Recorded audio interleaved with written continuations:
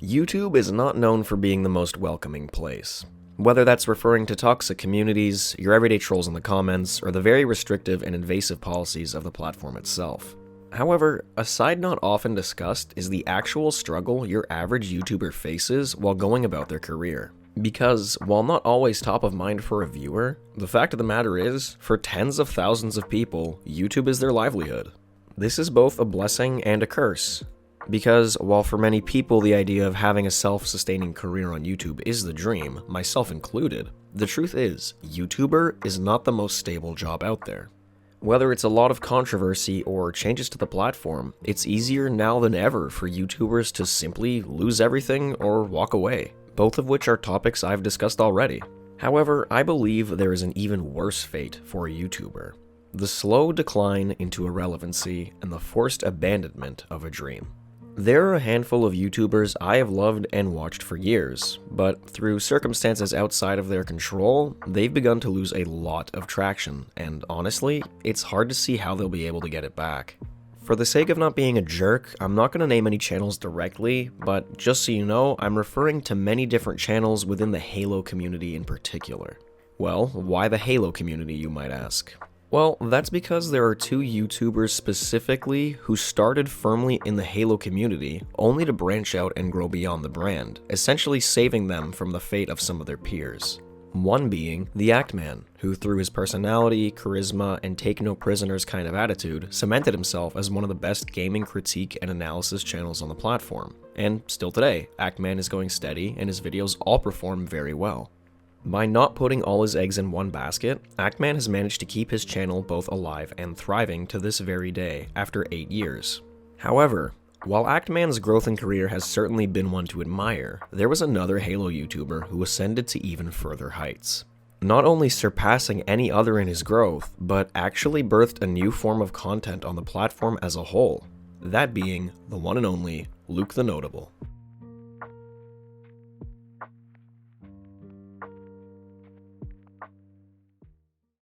I spent all of day 768 picking flowers and then making bombs in my backyard. The first one I put in there still refuses to work, but soon unemployment will run out and then he'll die.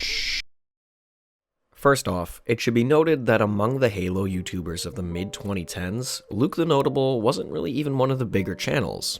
He wasn't small by any means, and his videos did fairly well, but compared to the views of people like Actman or Hidden Xperia were getting, Luke's just weren't anything too crazy.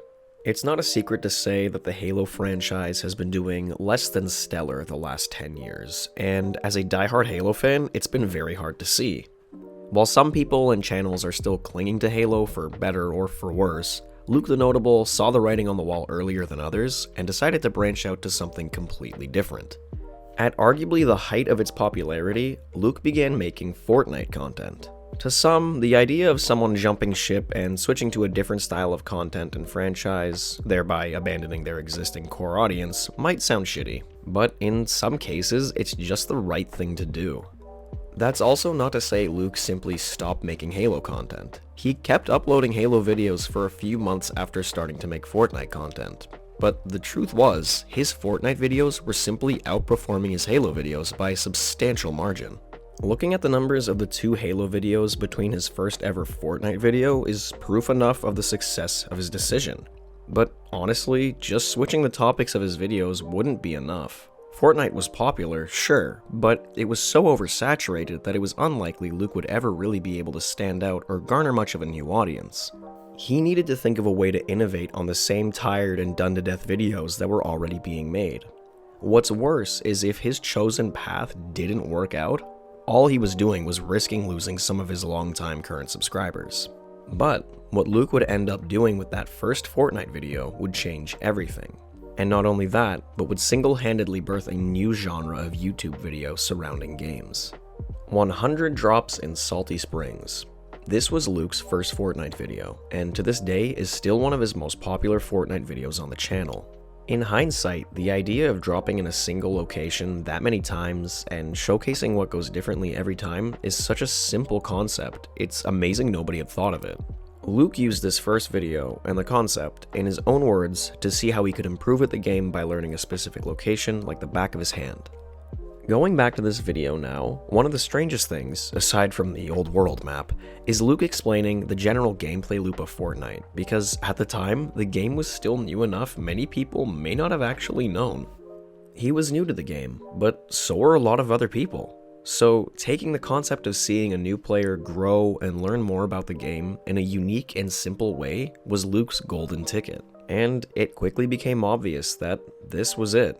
This was Luke's chance to explode his channel beyond what Halo could possibly do for him. So he kept it up, and after his first 10 Fortnite videos were up, if you combined the views, they had garnered nearly 50 million.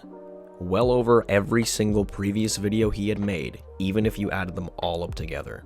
So Luke continued down this path, making primarily Fortnite videos for the next couple of years, and continuing to garner an extreme amount of success. However, it's now been over a year since Luke has uploaded a Fortnite video, and that's because a totally different game would soon regain its traction and become the #1 game on the internet again. And it was this game that Luke would truly shatter the internet with yet another brand new and extremely simple idea turned into a series. The game, of course, was Minecraft, and Luke's series, the 100-day hardcore survival series.